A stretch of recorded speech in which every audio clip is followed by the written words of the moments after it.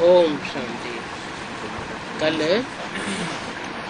वाणी चल रही थी 9/5/66 की पहले पेज के मध्य में बात चल रही थी। जब तुम बच्चे तमो प्रधान जास्ती बने तो दुख बहुत होता है, और जितना जितना तमो प्रधान बनते जाएंगे उतना दुख रूपी दुनिया बढ़ती जाएगी।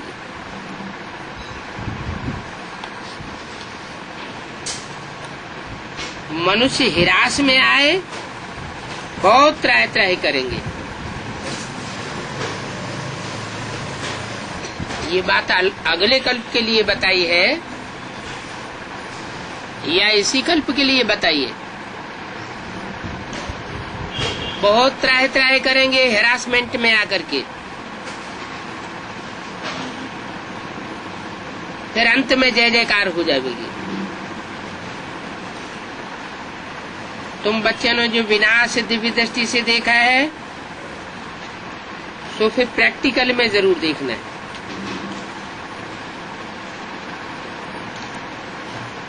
मैंने यज्ञ के आदि में साक्षात्कार और स्वप्न में विनाश की लीला देखी थी, और अंत में प्रैक्टिकल में वो विनाश देखेंगे। माना झूठी चीज का साक्षात्कार नहीं होता, जो भी साक्षात्कार होते हैं वो सच्चे होते हैं।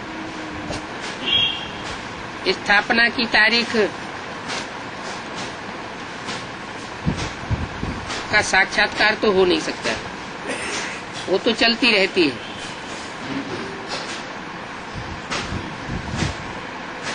स्थापना का साक्षात्कार बहुत बच्चों ने किया है। छोटी बच्चियां बहुत साक्षात्कार करती थी। ज्ञान तो कुछ भी नहीं था। पुरानी दुनिया का विनाश भी जरूर होना है। तुम बच्चे जानते हो बाप ही आकर स्वर्ग का वर्षा देते हैं।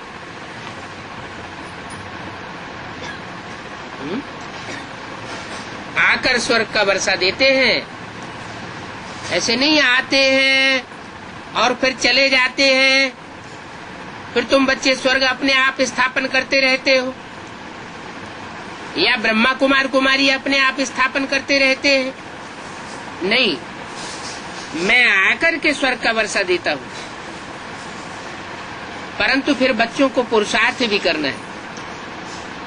ऐसे नहीं कि बाप आकर के वर्षा देते हैं तो पुरुषार्थ करने की दरकार नहीं है।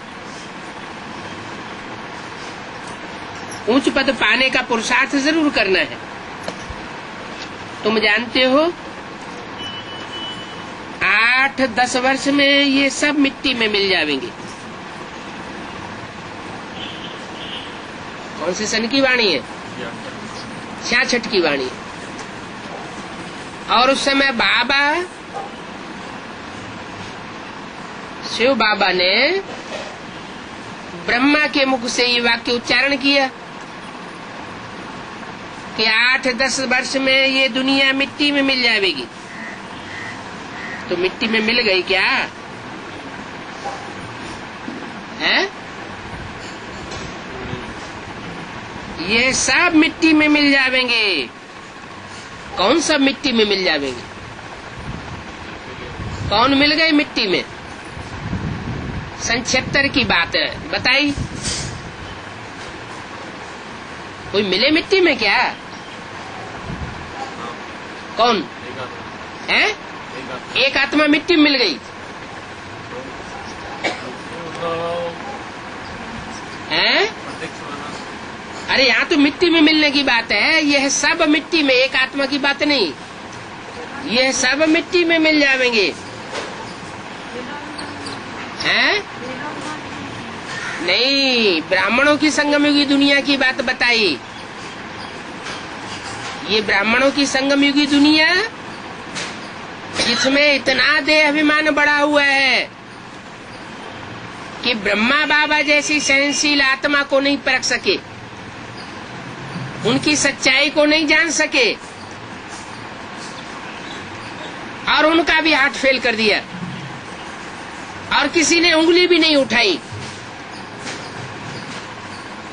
तो बाबा कहते हैं ये सब देह अभिमानी सांढे हो गए हैं। देह को मिट्टी कहा जाता है। ये 8-10 साल रह गए हैं, इस 8-10 साल में ये सब देह अभिमानी की मिट्टी में मिल जाएंगे। कोई भी पक्का देह अभिमानी नहीं रहेगा, देही अभिमानी नहीं बचेगा। 8-10 वर्ष में ये देह अभिमानियों की दुनिया खलास होने वाली है। इसलिए मुसलमान कहते हैं कि जब विनाश होता है तब तक सारी दुनिया कब्र दाखिल होती रहती है। माना जो भी आत्माएं शरीर छोड़ती है उनका कहना है कब्र दाखिल हो जाते हैं, माने मिट्टी में मिल जाते हैं। अब वो बात नहीं है, मिट्टी में कोई आत्मा नहीं मिलती है, लेकिन जो आत्माएं देहाभिमानी हो जाती है उनको कहा जाता है देहाभिमान की मिट्टी में दब गए। तो ब्राह्मणों की संगमी की दुनिया के लिए बताया कि ब्रह्मा के द्वारा जिन ब्राह्मणों की संगमी की दुनिया को उस समय ज्ञान मिल रहा था, वो सतयुगी शूटिंग में तामसी स्टेज पाने के कारण, चौथी अवस्था में पहुंचने के कारण सन 76 में सारे के सारे देह अभिमान की मिट्टी में आ गए।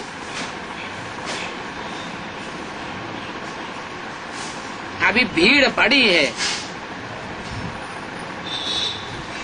कर्जदारों की कर्जा बहुत भारी है, डरते भी हैं, समझते हैं कितना हमने पैसा दिया है। सारा पैसा लड़ाई में ही खर्च कर दिया।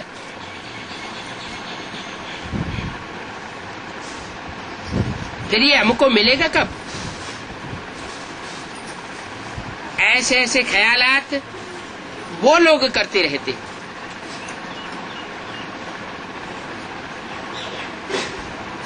तुम बच्चों को बाप बैठ ये सब बातें समझाते हैं क्या कि अभी न कर्जा लेना है और न कर्जा देना है। कर्ज मर्ज कहा जाता है।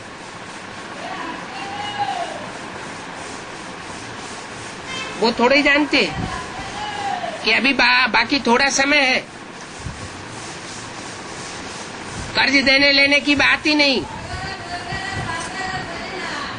बाप तो कहते हैं मैं तो दाता हूँ, मैं किसी का लेकर के नहीं जाता हूँ। मेरे अर्थ अर्थात ईश्वर के अर्थ जो भी देंगे मैं तुमको यहाँ का यहाँ भी वापस कर दूंगा और 21 जन्मों के लिए इंटरेस्ट भी दे दूंगा। बाप कोई से लेकर के रखते नहीं है, मैं तो तुमको देने आया हूं। बाकी मनुष्य आपस में जो लेन देन करते हैं वो तो सब मिट्टी में मिल जाना है। मनुष्य कहते हैं पतित पावन आओ। आओ क्यों कहते हैं? जरूर आकर के पतितों को पावन बनाते हैं। ऐसे नहीं कि ब्रह्मा के तन में आवे और चले जावे, फिर तुम अपने आप पुरुषार्थ करके पति से पावन बनते रहते हो। नहीं, मुझे आना पड़ता है, आकर के हमको पावन बनाओ कहते हैं ना। मना ऐसे नहीं है कि चले जाते हैं तो जाकर के पावन बन जाते हैं। बाप का चला जाना बना खेल खलास, सारी दुनिया पावन बन जाती है। एक भी मनुष्य आत्मा इस सृष्टि पर पतित रूप में नहीं रह सकती। बाप सबको आकर के पावन बनाते, लेकिन आकर के पावन बनाते हैं। ऐसे नहीं कि मेरी अनुपस्थिति में तुम पावन बन जाते। बाप कहते हैं तुम बच्चे कितने बेसमझ बन पड़े हो। क्या देह अभिमान की मिट्टी में मिल जावेंगे का मतलब क्या हुआ? बेसमझ हुए या समझदार हुए? बेसमझ हुए। सारी ब्राह्मणों की दुनिया ने ये समझ लिया कि ब्रह्मा के तन में बाप आया और चला गया। अब हम अपना पुरुषार्थ जितना इतना करते रहेंगे उतने हम पावन बनते रहेंगे। बाप कहते हैं तुम सब कितने बेसमझ बन गए, पहले तुम कितने समझदार थे। जब समझदार थे, सतो प्रधान थे, तो सात्विक पुरुषार्थ करते थे। अभी तो तमो प्रधान बन पड़े हो। तुम्हारी बुद्धि में भी अब आया है। आगे थोड़ा ही समझते थे कि हम विश्व पर राज्य करते थे। तुम विश्व के मालिक थे। ये 66 में ब्रह्मा के तन में आकर ये बात किससे बोल रहे हैं? तुम विश्व के मालिक थे। ये बात किससे बोली गई है? सामने जो बैठे थे उनसे। एक तरफ उनसे बोल रहे हैं तुम मिट्टी में मिल जावेंगे और सारी दुनिया मिट्टी में मिल जाएगी 8-10 वर्ष में। तो जो सामने बैठे वो मिट्टी में नहीं मिले। 66 में जो भी बाबा के सामने बैठे हुए थे वो सारी ब्राह्मणों की दुनिया मिट्टी में नहीं मिल गई। अब मिट्टी में मिल गई तो विश्व के मालिक तुम बन जाएंगे, ये कैसे कहा? माना बाबा कोई बच्चों को इमर्ज करके बोलते हैं। जिन बच्चों को इमर्ज करके बोला वो बच्चे बाबा की तीसरे नेत्र की दृष्टि के सामने हैं और उनको कहा कि तुम विश्व के मालिक बनेंगे। विश्व के मालिक थे और फिर जरूर बनेंगे। हिस्ट्री ज्योग्राफी रिपीट होगी। क्या?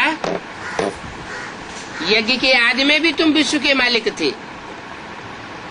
जो भी ब्राह्मणों की सृष्टि रची गई उसमें तुम मालिक थे। और अंत में जो 8-10 वर्ष पूरे होने वाले हैं उसमें जो नई विश्व की सृष्टि रची जाएगी उसमें भी तुम मालिक बनेंगे।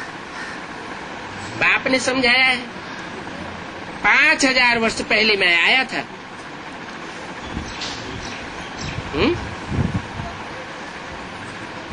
ऐसे क्यों कहते? बाप ने समझाया।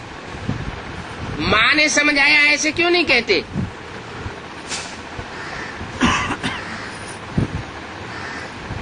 माँ के समझाने की बात नहीं है। बाप माना सुप्रीम सोल बाप, जो राम बाप की आत्मा में आया था। उसने यज्ञ के आदि में भी समझाया था कि 5000 वर्ष पहले मैं आया था। अभी भी मैं समझा रहा हूँ। 8-10 वर्ष पड़े हुए हैं। ये दुनिया खलास होने वाली है। तुम विश्व के मालिक बन जाएंगे। माना ये शूटिंग पीरियड में जो सतयुगी सतो प्रधान शूटिंग से लेकर के तमो प्रधान शूटिंग सन 76 तक होने वाली है वो 5000 वर्ष की जैसे आवृत्ति होने वाली है। जो नई विश्व बननी है उसमें तुम मालिक बनेंगे। हिस्ट्री ज्योग्राफी इस तरह रिपीट होती रहती है। तुमको स्वर्ग का मालिक बनाया था, फिर तुम 84 जन्मों की सीढ़ी उतरते हो। तुम उतरते हो और धर्म में जो कन्वर्ट होने वाली आत्माएं हैं उनको तो 84 जन्म मिलते ही नहीं।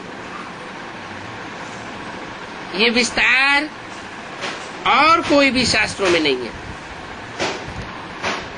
शिव बाबा ने कोई शास्त्रादि पढ़ा है क्या? नहीं। उनको तो ज्ञान की अथॉरिटी कहा जाता है। जो स्वयं ही ज्ञान की अथॉरिटी है उसको मनुष्य गुरुओं की लिखी हुई किताबें पढ़ने की क्या दरकार है? वो लोग भी शास्त्र आदि पढ़ करके शास्त्रों की अथॉरिटी बनते हैं। कौन लोग? वो गुरु लोग। कौन से गुरु लोग?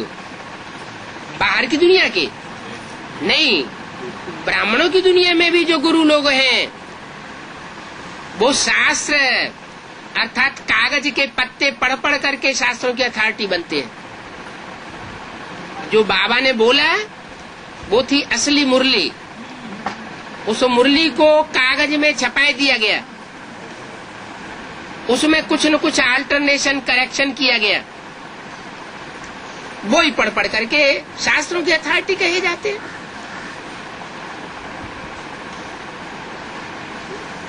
उनको ज्ञान की अथॉरिटी नहीं कहा जा सकता। वो लोग समझ लेते हैं कि वो ज्ञान की अथॉरिटी है। वो भी गाते हैं पतित पावन आओ, गंगा स्नान करने के लिए भी जाते हैं, फिर गस्से मारते रहते हैं कि पाप आत्माएं स्नान करके नदियों के पानी को पतित बनाई देती हैं और हम उन नदियों में पांव डालते हैं तो नदियां पावन बन जाती हैं। ये बाहर की दुनिया की बात है या अंदर के ब्राह्मणों की दुनिया की बात है? अंदर ब्राह्मणों की दुनिया में भी ऐसे शिवो हम कह के बैठे हुए हैं जो अपने डायरेक्शन पर चलाने लग पड़ते हैं नदियों को। समझते हम पतित पावन है। भगवान बाप तो आकर के वाणी चला करके चला गया। अब तुम हमारे डायरेक्शन पर चलो, हमारी बुद्धि के अनुसार चलो, जैसे हम बताएं वही ज्ञान की अथॉरिटी अपन को समझ लेते हैं।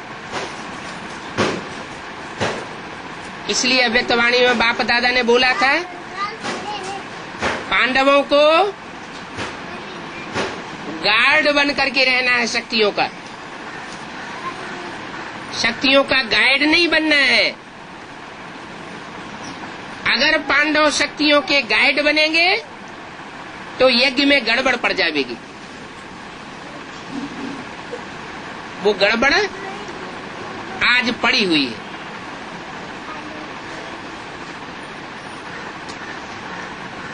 तो वो सन्यासी कहते हैं, वो शास्त्रवादी से वो हम कहने वाले कहते हैं कि हम चरण डाल करके गंगा को पावन बनाए देते हैं।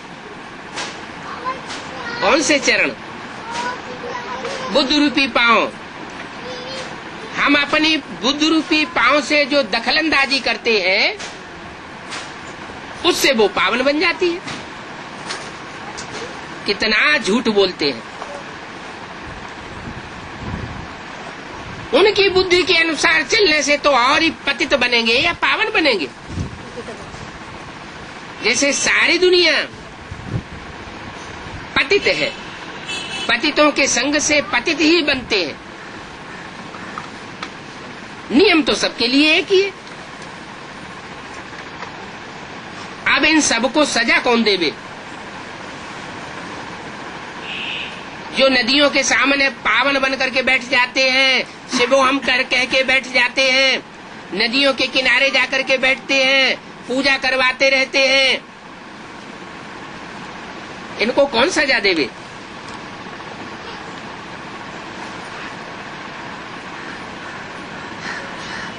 सजा तो देनी पड़े।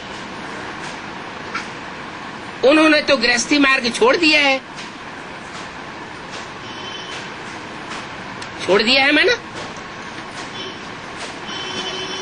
उनकी गृहस्थी नहीं है क्या? ब्राह्मणों की संगमी की दुनिया में जो सन्यासी है उनकी गृहस्थी नहीं है क्या? वो तो कहते हैं हमारा बाप आया हुआ है, हम माँ बाप के बच्चे हैं, कहते हैं, लेकिन प्रैक्टिकल में माँ बाप तो नहीं है। माँ बाप कहना अलग बात है और प्रैक्टिकल में माता पिता होना और उनकी प्रैक्टिकल मत पर चलना वो एक अलग बात हो जाती है। भक्ति मार्ग को उन्होंने तो छोड़ दिया, वो भक्ति भी नहीं करते। सन्यासी लोग, सन्यासियों को भक्ति मार्ग में आना ही नहीं चाहिए, भक्ति मार्ग के कर्म कांड करना ही नहीं चाहिए, वो तो है ही निवृत्ति मार्ग वाले।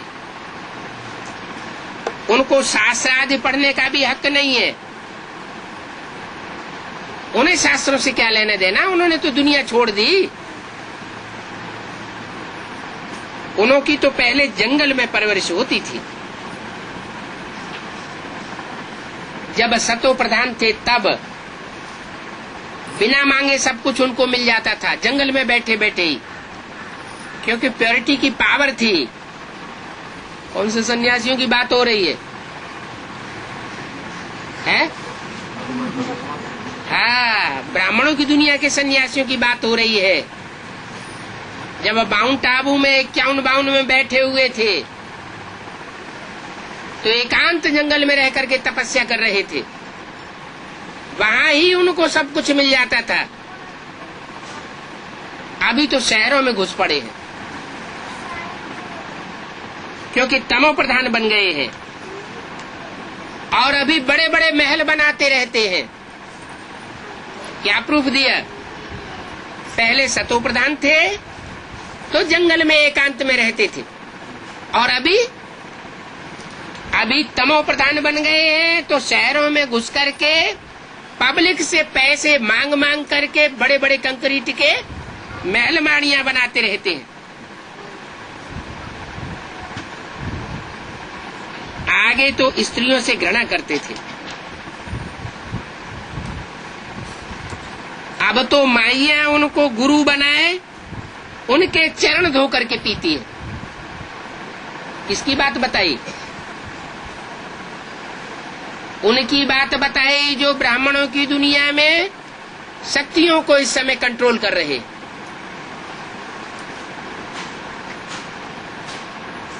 पुरुषों की बात बताई या स्त्रियों की बात बताई? जरूर कोई पुरुष वर्ग में से है। जो न समझने वाली माताएं हैं वो उन पुरुष गुरुओं की पूजा करती रहती है, चरण धो करके पीती है। कितना अंधेर है। बाप कहते हैं अब उनको सजा देने का टाइम आ गया।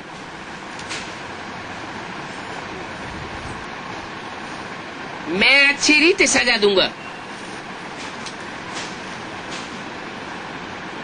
क्या सजा देंगे? बबूल के डंडे चलाएंगे क्या? बेहद का बाप है तो बेहद की सजा देता है। भक्ति मार्ग में तो समझ लिया है, बाण चलाए, बाणों से घायल किया। कोई लोहे के बाण होंगे? नहीं, यहाँ तो ज्ञान के डंडे हैं, ज्ञान के बाण हैं। मुरली वही है, वही मुरली जब ब्रह्मा के मुख से बोली जा रही थी बहुत मीठी तान लगती थी, और वही मुरली जो तमो प्रधान हो गए, तमो प्रधान सांढे बन गए, देह अभिमान की मिट्टी में मिल गए, तो 76 में वही मुरली ऐसा रूप धारण करती है कि उनको नगाड़े के समान तीखी आवाज वाली लगती है, गड़गड़ाहट वाली लगती है। वो राम के बाण लगते हैं। कहते हैं ना, ये तो ऐसे बोलता है जैसे बाण मारता हो। इसकी वाणी तो ऐसे है जैसे घायल कर देती है। तो किनको घायल करती है और किनको मीठी लगती है? जो बच्चे आत्माभिमानी बने उनको मीठी लगती है। इसलिए मुरली में बोला था, आत्मा रूपी सुई की सारी कट उतरने पर तुम बच्चे डायरेक्ट बाप से सीखेंगे।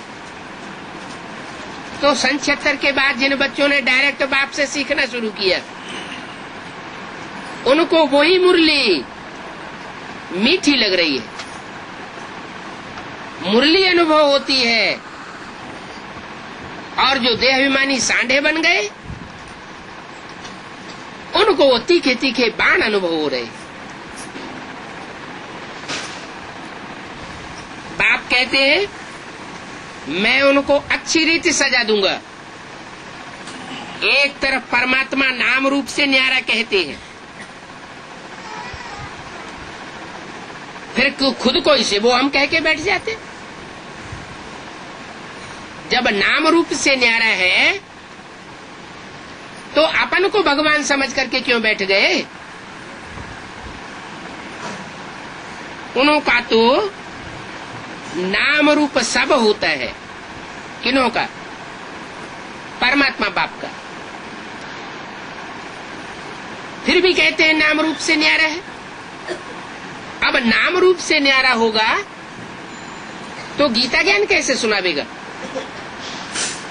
पतितों को पावन कैसे बनावेगा? जो पावन देवताएं थे वो कलयुग के अंत में आते आते पतित कैसे बन गए? संग के रंग में आने से पतित बन गए। अनेकों के संग के रंग में आकर के दुनिया पतित बनी। तो एक सुप्रीम सोल बाप जो अभोक्ता है, अकर्ता है, सदा शिव है, वो जब इस सृष्टि पर साकार में आता है तो उसके संग के रंग से सारी दुनिया पतित से पावन बनती है। एक के तारे सब तर जाते हैं। अनेकों से दुनिया का पतन हुआ है। अभी देखो कितना अंधेर है। बाप बैठ समझाते हैं, ऐसे भी नहीं कहते हैं कि भक्ति करो, ज्ञान की बातें समझाते हैं। भक्ति करने के लिए नहीं बोलते, और जो भक्ति करते हैं उनको ना भी नहीं कहते। क्यों? जो भक्ति कर रहा है, जिसकी भक्ति में श्रद्धा है, अगर उसको भक्ति करने के लिए ना करेंगे तो न वो ज्ञान उठाएगा और न उसकी भक्ति पूरी होगी। इसलिए भक्ति करने के लिए किसी को कहना भी नहीं है, और जो भक्ति कर रहे हैं उनको ना भी इनकार भी नहीं करना है। बाप बैठ समझाते हैं कि किसी में भक्ति भी न हो और ज्ञान भी न हो तो बेचारे दोनों जहान से चले जाएंगे। भक्ति मार्ग से भी गए और ज्ञान मार्ग से भी गए, नास्तिक बन जाएंगे। तुम कहते हो जो बाप को नहीं जानते वो नास्तिक है। वो लोग कहते ये तो भक्ति नहीं करते इसलिए नास्तिक है। भक्ति में तो अंधश्रद्धा सिखाई जाती है। बाप आकर के अंधश्रद्धा नहीं सिखाते। बाप तो कहते हैं तुम भक्ति के कर्मकांड भल मत करो, करने की दरकार नहीं है, सिर्फ मैं जैसे चलाना चाहता हूं वैसे चलो। ज्ञान की बातों को सुनो, दूसरों को सुनाओ, खुद आचरण करो और दूसरों को आचरण कराओ। जो बाप को नहीं जानते हैं, बाप की रचना को नहीं जानते हैं, वो नास्तिक है। मित्र संबंधी बिरादरी वाले सब कहेंगे ये तो नास्तिक बन गए हैं, क्योंकि भक्ति के कर्मकांड आदि नहीं करते, न ये शास्त्रों को मानते हैं, न ये किसी गुरु को मानते हैं। ऐसे ऐसे कहते रहते हैं। उनको ये पता ही नहीं है कि वास्तव में इस सृष्टि का सदगति दाता कौन है। इस सारी सृष्टि की सदगति करने वाला सिर्फ एक है। वो एक निराकार जरूर कहा जाता है, इसका मतलब ये नहीं है कि उसका कोई नाम रूप काल आदि नहीं है, वो जरूर इस सृष्टि पर आता है। और जहां से प्रत्यक्षता रूपी जन्म लेता है वो धरणी बहुत प्रसिद्ध है। उत्तर भारत में भगवान की जन्मभूमि मानी जाती है, वो यादगार बनी हुई है। ऐसे नहीं कि मथुरा में जन्म लिया, सिर्फ यादगार कायम है। ऐसे नहीं अयोध्या में जन्म लिया, ये तो यादगारें बनाई हुई है। ईश्वर जो सभी आत्माओं का बाप है, वो कोई गर्भ से जन्म नहीं लेता। स्थूल गर्भ से अगर जन्म लेता हो तो उसकी यादगार कायम रहे। ये तो द्वापर युग से ही बैठ करके बनाए हैं। अयोध्या धाम, मथुरा धाम, वृंदावन धाम, काशी आदि, ये भगवान के स्थान माने जाते हैं। वाराणसी में, जिसे बनारस कहते हैं, वो शिव शंकर भोलेनाथ का स्थान मानते हैं। जहां ज्ञान का रस बना उसका नाम रख दिया बनारस। बना बनाया रस मिलता है, कोई बनाने करने की बात नहीं है। भगवान ही आकर के वो ज्ञान रस देते हैं। मथुरा,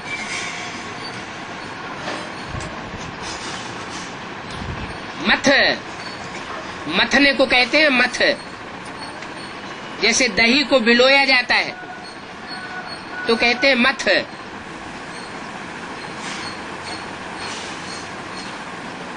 तो ये देहवान को बुलोने की बात है।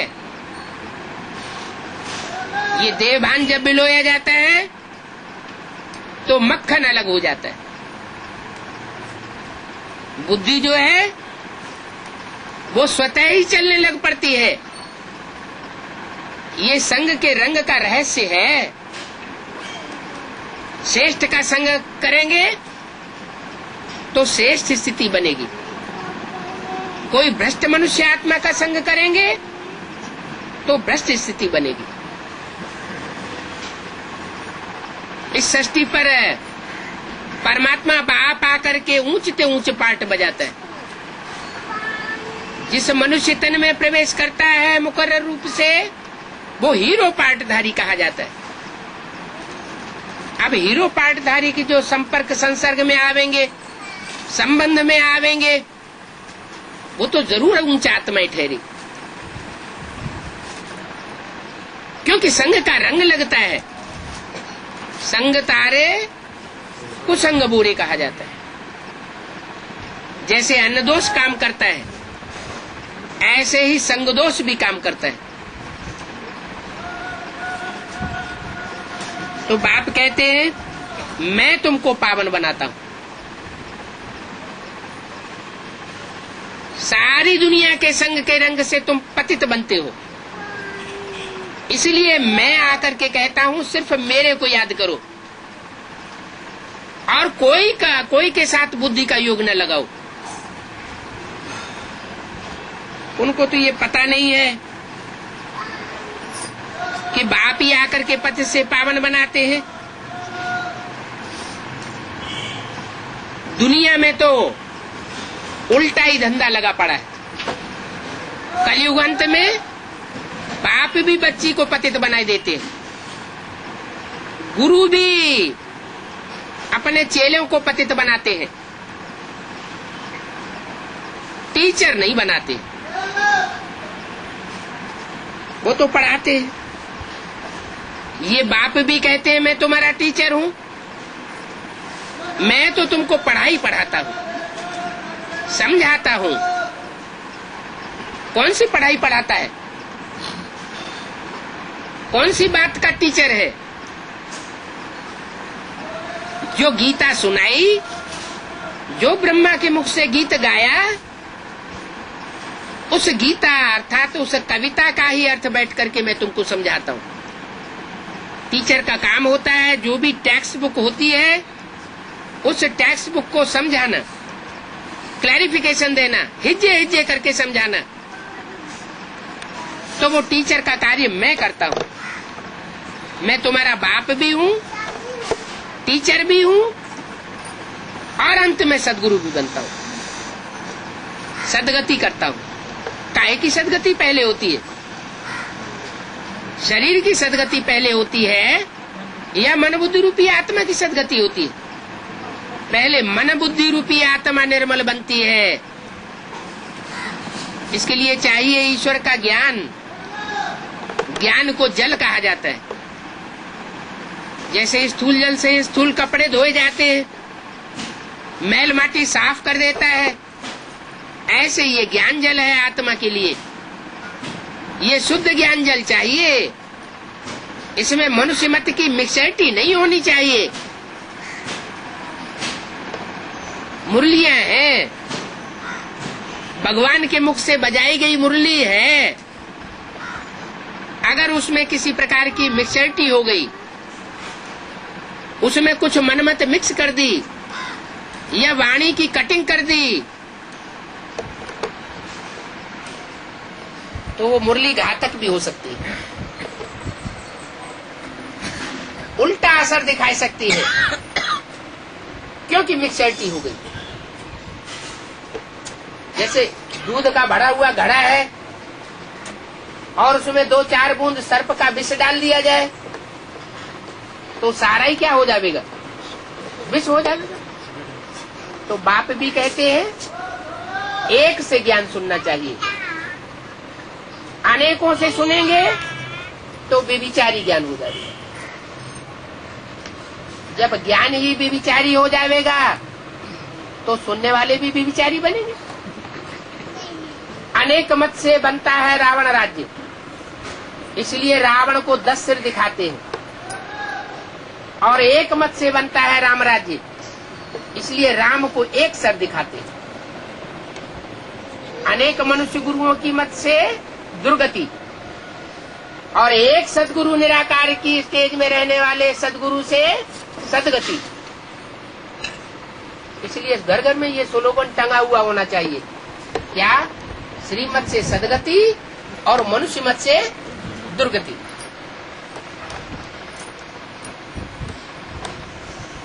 तो बताया ये बाप कहते हैं मैं टीचर हूं, तुमको पढ़ाने के लिए आता हूं। ऐसे नहीं हम पर कृपा कर दो। स्कूल में कोई टीचर से कहता है? कोई बच्चे कहते हैं हे टीचर हम पर कृपा कर दो? कृपा की बात ही नहीं। जो जितनी पढ़ाई ध्यान से पढ़ेगा, महत्व देगा, तो अच्छे नंबरों से पास होगा। मैं तो टीचर हूं, तुम मेरे से कृपा आदि क्या मांगते रहते हो? कृपा आदि की सिस्टम तो गुरुओं से पड़ी है। कृपा दृष्टि दे दो। बाप कहते हैं तुम बच्चे जितनी सेवा करते हो, ईश्वरीय सेवा से तुमको खुशी का मेवा स्वतः ही मिलता है। क्योंकि बाप सर्विसेबल बच्चों को याद करते हैं। जो डिससर्विस करने वाले बच्चे हैं उनको याद नहीं करते। तो तुम जितनी ईश्वरीय सेवा करोगे उतना तुम्हारे ऊपर स्वतः ही कृपा दृष्टि बरसती रहेगी। ये स्थूल आंखों की कृपा दृष्टि की बात नहीं है। स्थूल आंखों से देखी हुई चीज सिर्फ याद आती है, ऐसे नहीं कि कृपा दृष्टि बरस जाती है। ऐसे तो बाप सबको ही देखते रहते हैं। तो देखने मात्र से क्या सदगति हो जाएगी? नहीं। जो ज्ञान की बातों को समझ करके अपने जीवन में धारण करके दूसरों को धारण कराते हैं, उससे सदगति हो सकती है। दूसरों की सेवा करेंगे तो सेवा का मेवा खुशी मिलेगी। संगम युग में खुशी बहुत बड़ा वरदान है। इस संगम युग की शूटिंग के पीरियड में जो जितना खुश रहता है वो जन्म जन्मांतर का सुख भोगेगा, और भगवान बाप के आने पर भी जो दुखी रहता है, संगम युग में दुख का अनुभव करता है, वो जन्म जन्मांतर दुखी परेशानी का अनुभव करेगा। 21 जन्म का तो वर्षा मिलता ही मिलता है, उसमें कोई तराप नहीं होती। लेकिन जब द्वापर युग आता है, दूसरे दूसरे धर्म पिताएं आते हैं, अपनी अपनी मत देने लग पड़ते हैं, तो उनके प्रभाव में आने से मनुष्य आत्मा दुखी होने लग पड़ती है। तो अभी शूटिंग हो रही है, चाहे जन्म जन्मांतर का सुख का भंडार बढ़ा लो और चाहे दुख का भंडार बढ़ा लो। 3 धाम है, सुखधाम, शांति धाम और दुख धाम। कोई आत्मा जन्म जन्मांतर शांति धाम का अनुभव करने वाली बनती है, कोई आत्माएं जन्म जन्मांतर सुखधाम का अनुभव करने वाली बनती है, और कोई आत्माएं ऐसी भी ब्राह्मणों की संगम की दुनिया में है जो दुखधाम का अनुभव करती है। जो दुखधाम का अनुभव करती है वो जरूर उनकी नजरों के सामने कौन रहता होगा?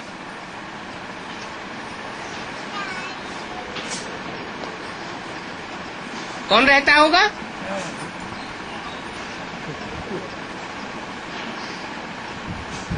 दुख देने वाले का संग किया होगा ना। जो कमजोर होता है वो दुखी होता है, और जो पावरफुल होता है वो सुखी रहता है। कमजोर कैसे बनता है? कोई भी आत्मा की कमजोरी का कारण क्या होता है? कमजोरी का कारण है अनेकों का संग का रंग। एक को याद करने से पावरफुल बनती है आत्मा। जो एक ऊंचे से ऊंचा है, उस एक ऊंचे से ऊंचे को अगर पहचान लिया तो पावर का पारावार नहीं रहेगा। और अनेकों का संग करने से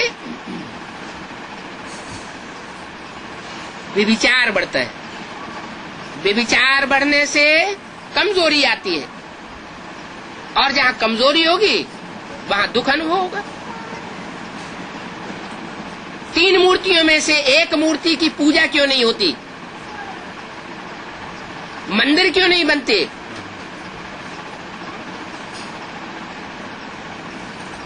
कारण कोई होगा ना। क्या कारण है?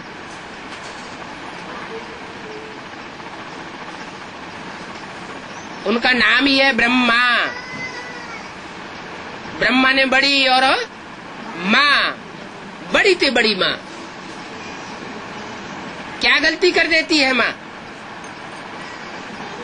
बच्चों के मोह में आकर के बाप का भी तिरस्कार कर देती है, बाप के कंट्रोल से भी बाहर हो जाती है, तो माँ दुखी होती है।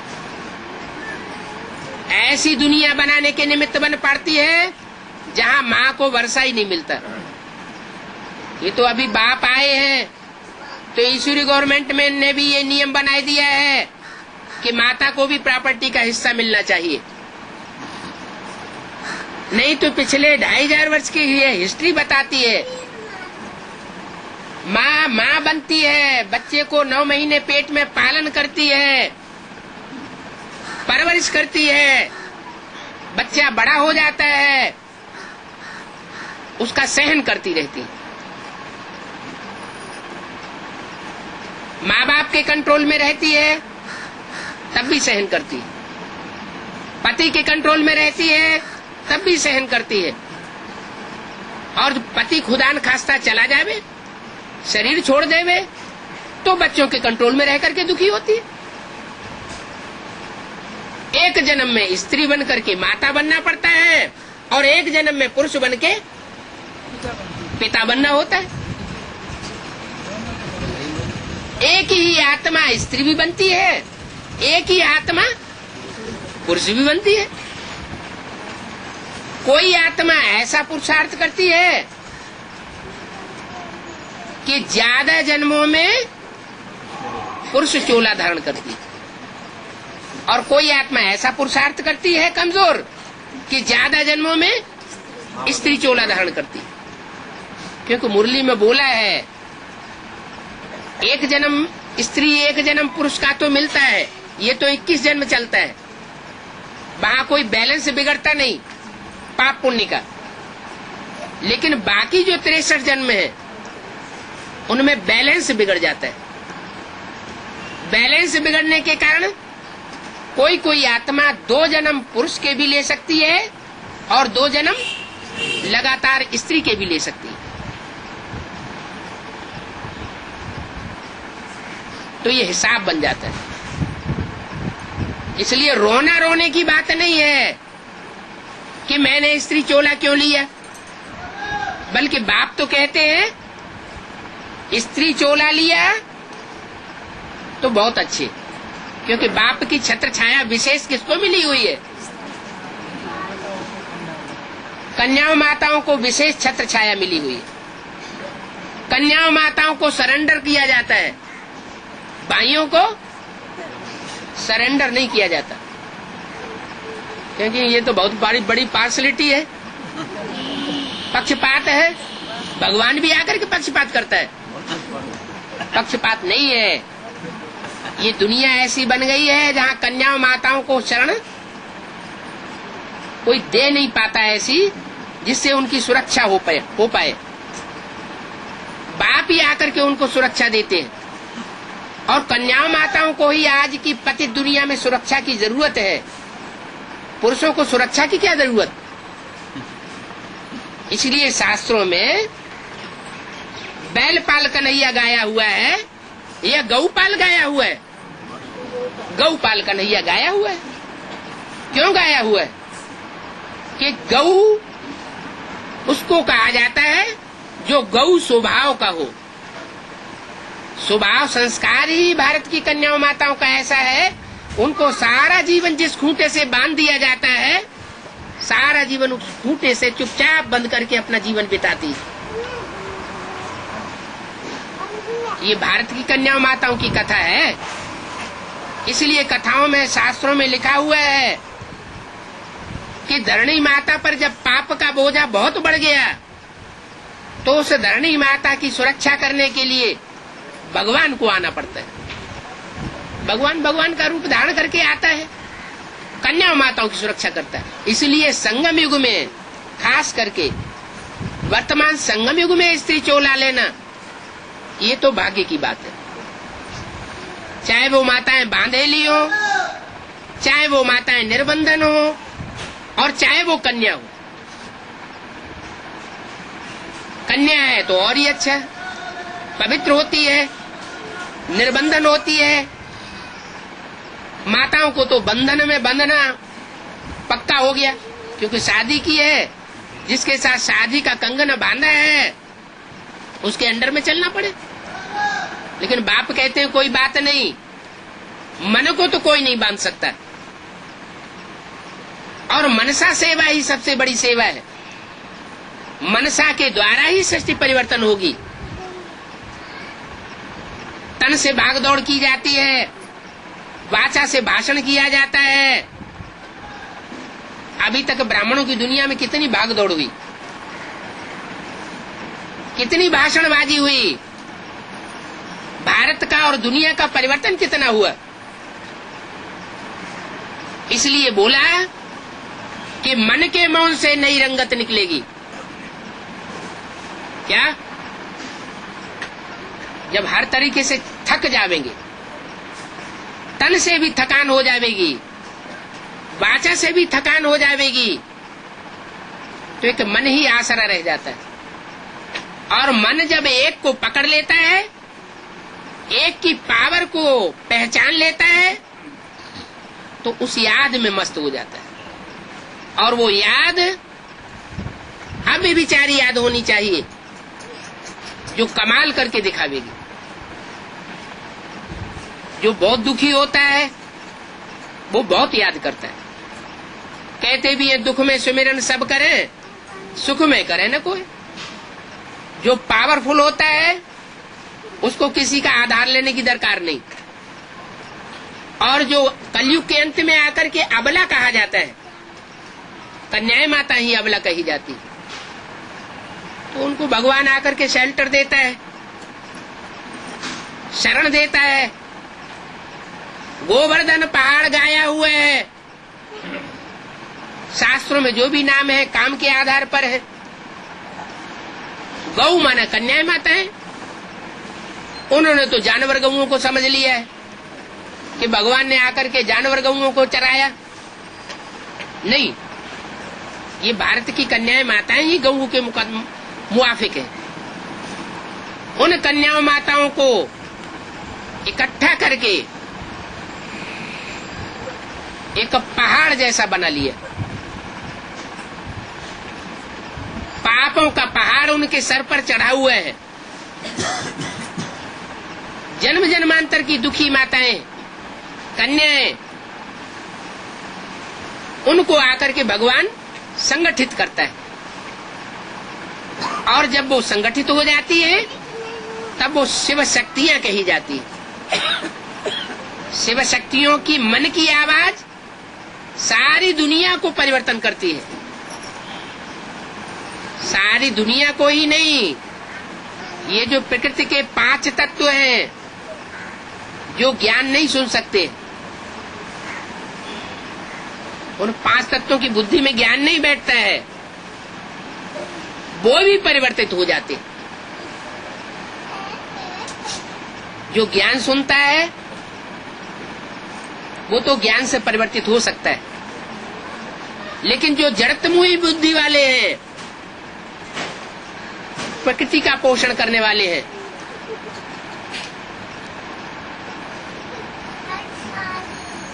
वो कैसे परिवर्तित होंगे?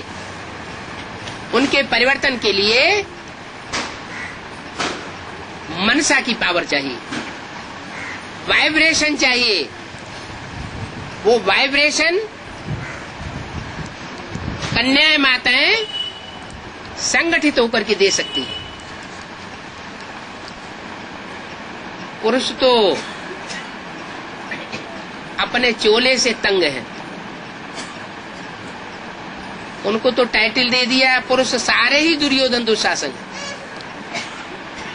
एकांत पाए करके अपनी करनी से चूकते नहीं है। कन्याएं माताएं चाहें तो स्वर्ग की गेट खोल सकती है, सुखधाम का गेट खोल सकती है और खोलेंगी। इसलिए माता गुरु गाया जाता है। मुरली में भी बोला है, माता गुरु बिगर उद्धार हो न सके। सबसे बड़ी माता है प्रकृति माता।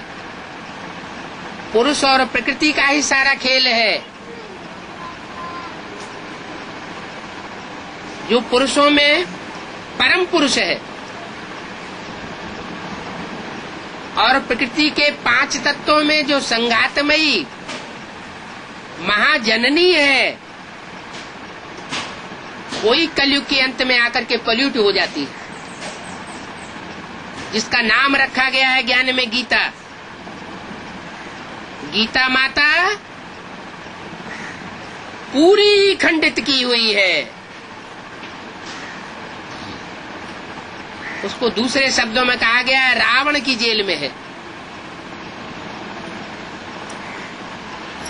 तो राम का घर कैसे बनेगा? सीता कहो, गीता माता कहो, बात तो एक ही है। वही रावण की जेल में है। तो अयोध्या में वो राम जन्मभूमि में राम का मंदिर बनाना चाहते हैं। मंदिर कहो, घर कहो, घर घर की धरित्री बनाएगी। ये आज की तमो प्रधान दुनिया के मनुष्य बनाएंगे। घर बनाने वाला कौन होता है, बिगाड़ने वाला कौन होता है?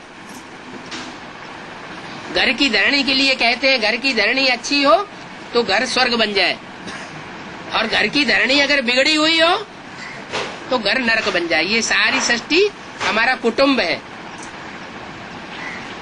कुटुंब नरक भी बनता है। जब वो महाकाली का रूप धारण करती है तो खून खराबा ही खून खराबा सारी सृष्टि पर हो जाता है।